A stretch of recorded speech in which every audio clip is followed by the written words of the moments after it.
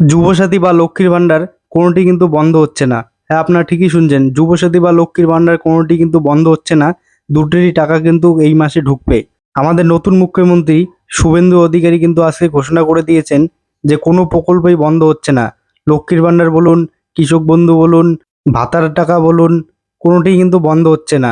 যেরকম চলছিল ওই রকমই চলবে। কি বলেছে চলুন শুনে নেওয়া যাক।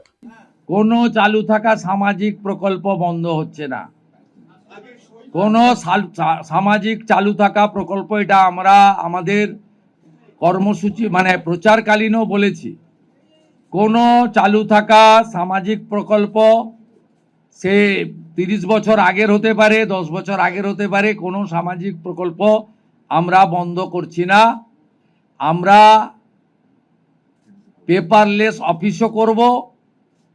আমরা সমস্ত পোর্টালগুলোকে আপডেটও করব এবং সমস্ত বেনিফিশিয়ারি ডিবিটির মাধ্যমে, যেটা নরেন্দ্র মোদীজির নেতৃত্বে দেশের সরকার করেছে, ডাইরেক্ট বেনিফিট ট্রান্সফারের মাধ্যমে হবে। যেমনটা আপনারা শুনতে পেলেন, কোনো চালু থাকা প্রকল্পই কিন্তু বন্ধ হচ্ছে না।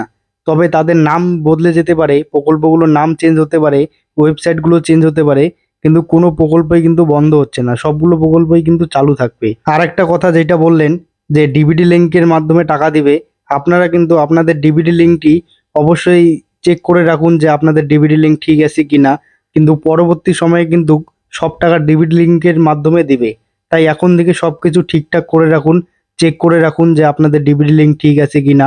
ডিবিটি লিঙ্ক কিভাবে চেক করবেন তার জন্য আমার এই ভিডিওটি দেখতে পারেন।